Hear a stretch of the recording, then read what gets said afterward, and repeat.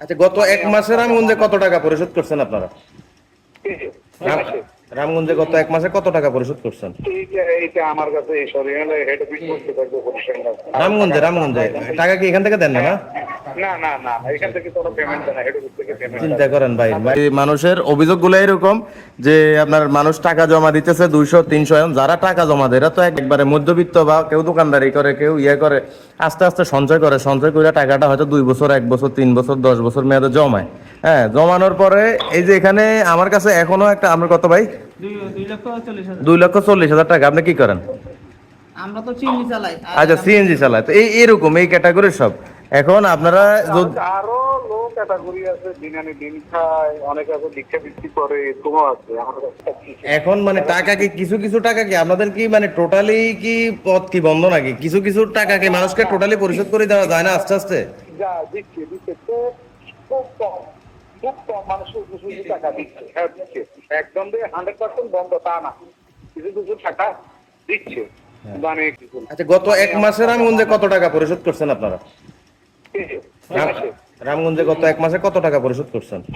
এইটা আমার কাছে এই সরিয়ালে হেড অফিস করতে থাকবে পরিষ্কার।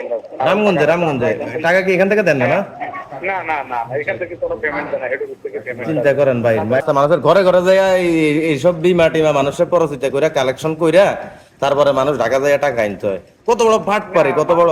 ধরেন মানুষ তো কোনো, আমরা ঘরে ঘরে যেটা বলছি ঠিক আছে, কারণ তখন তো এই ধরনের কোনো সমস্যাই তৈরি হয় নাই। মানুষ 2 দিনে টাকা পাইছে না, তখন সমস্যা কিভাবে তৈরি হবে? তখন তো মানুষ জমা দিতেছে, কিন্তু এখন সমস্যাটা হইতেছে নেওয়ার সময়।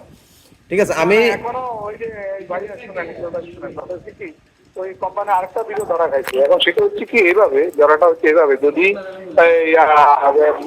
যে বকেয়া যে মানুষগুলা, অনাদায় যে মানুষগুলা টাকাটা পেমেন্ট করে, তারাও টাকা পেমেন্ট করতেছে না। কেন করতেছে না?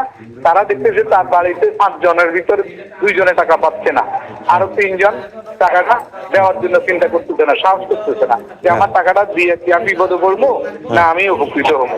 যার কারণে তারা ওইগুলোর ড্রপ দিয়ে ফেলছে। তার কারণ তারা যদি দিত তাহলে ওখান থেকেও কিছু টাকা পরিশোধ করতে পারতো, তারাও টাকা দেওয়া বন্ধ করে দিত।